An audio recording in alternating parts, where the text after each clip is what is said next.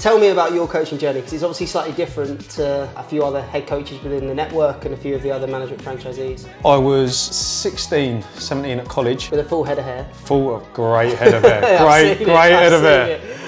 I was delivering sessions. As part of our course, we had to deliver a session to some primary school children, and delivered it. It was great, loved it, felt really natural. And then I asked my tutors if they knew anyone locally who coached or any coaching companies. They put me in contact with a guy, and I just started going to an after school club, delivering. It was one of those where it was just matches, and shoot out at the end. But that was my first steps into it, and then it just grew from there. Went to Fulham Foundation, doing PPA sessions with that, and just got more under my belt and absolutely fell in love with it. Cool. So your journey then in coaching wasn't just football, so you did like other sports as well? Yep, so started with football, but then when you go into schools and it's PPA cover, you have to get hockey sticks out and all sorts. So I delivered all of that. How did you find that, doing different sports? Jack of all trades, aren't I? If you see me play. No, Joe, I enjoyed it, and my thing is biomechanics, mechanics movement. I love learning how people move, why they move, why tucking your head will make an unpart your body this and that, and all those sort of things. And I just love learning all that and then teaching it and delivering it. I did like the other sports, but it was all related to movement and how children pick that up. Nice, because I know then you were also a boxing coach, or was a boxing coach. Is that where that sort of came from, like your love for that sort of side of things, or something else? So the boxing coaching came really late on. It was only 7-8 years ago, because I'd always loved boxing, fancied myself top silver medalist at boxing. Of course. And pretty sure there's only 2 people though, Dave, in the boxing.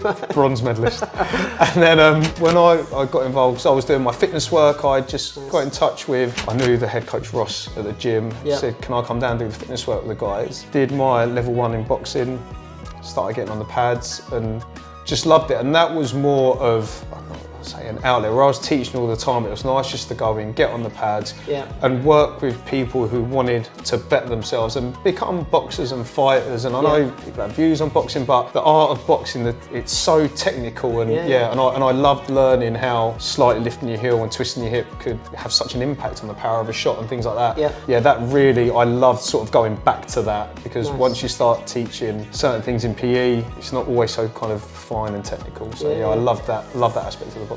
So there's obviously lots of, you mentioned jack of all trades, there's lots of different things in there, but they are all coaching based, teaching based. So what is it that, even though you've had lots of different roles at Southampton, Fulham, boxing, whatever it may be, what is it that about coaching that you love? Just helping others. And when I first started doing it, I loved seeing people's reaction when I gave them advice or a tip or coached them, and you see that change and you see them get it. And I don't know if it was a selfish thing at first that made me feel good, but knowing that I could help other people develop was brilliant. And I found it really easy to communicate with other people.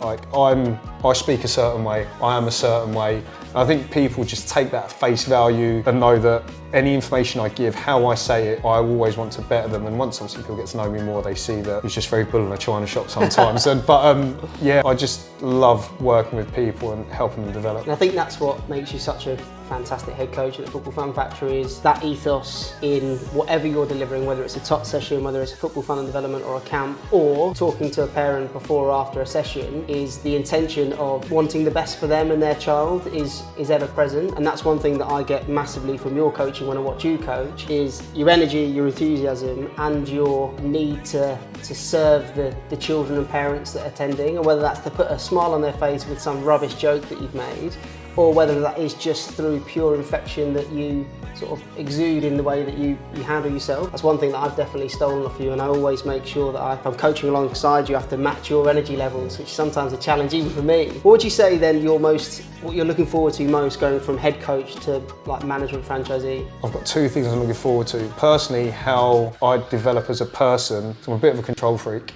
So stepping away, how I manage that will be a little journey, that'll be a journey for me. But being able to develop my coaches, so we have a chat quite often about Joe.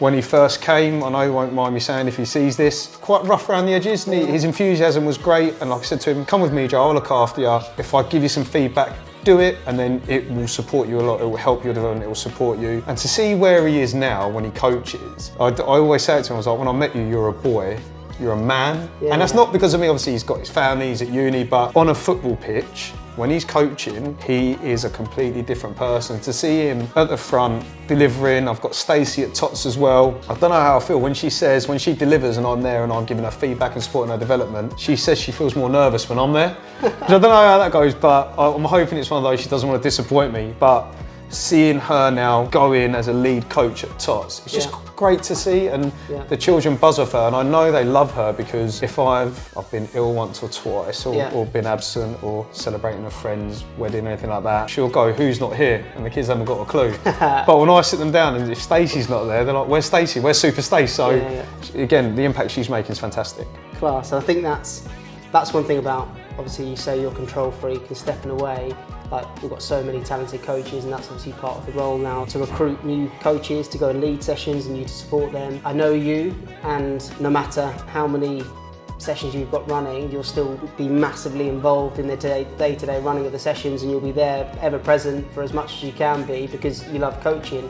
I think that's really important, and I think that's what the children within your community can expect, is that it won't be Dave used to coach us. Dave is going to be ever present and a big part of their coaching journey, because I know, speaking to parents in and around the local community, obviously you're not too far from HQ and I know this area really well, there's so many parents that speak so highly of you in what you've done for their children, and I think that's credit to you, mate, in the work that you've done today. But that's what's so exciting. It's just the start.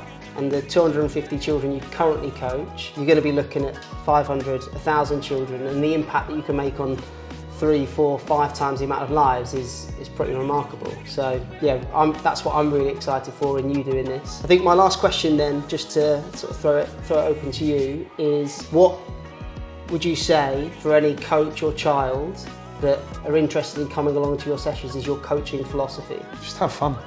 Just enjoy it. I say it all the time to the children and the parents that, if I'm honest, it's not I don't care, I'm not too fussed if they score, miss, make saves, make tackles. Run around, have fun, do your best. If you're having an off day, it's fine. It's come and do some exercise, enjoy yourselves. That, mate, right there is why you're such a brilliant head coach and why you'll be such a brilliant management franchisee, and I'm absolutely buzzing, mate.